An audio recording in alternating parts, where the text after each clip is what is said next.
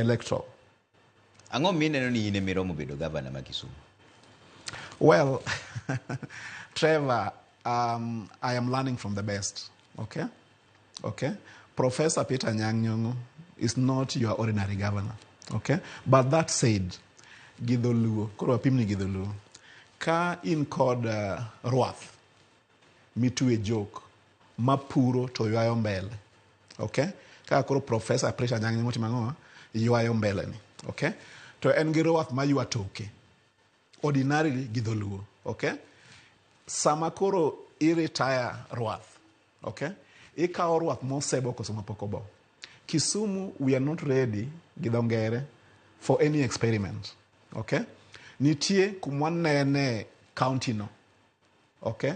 Ma okwanya liye ne ngama onge agenda, okay? Gi ngama onge plan. Gi ngama ok understand kumwadhiye, okay? Mondo mi okaw kom mar bedo gavana ma Kisumu. And apparently for the period mosebedo kanyo, learning from Professor Peter Anyang Nyong'o and learning from Mrs. Raila Amolo Odinga, I will be offering myself for the position of governor of Kisumu when time comes. And ang'eyo ni jopiny ni koda. Kendo an midhiruak na joke. Kaka wuoyi mosetimade, kaka ruath mosebo, mosepuro, moseywayo opara. Ing'eyo ni samoro, inyalo tweyo ruath, ne oywa chien.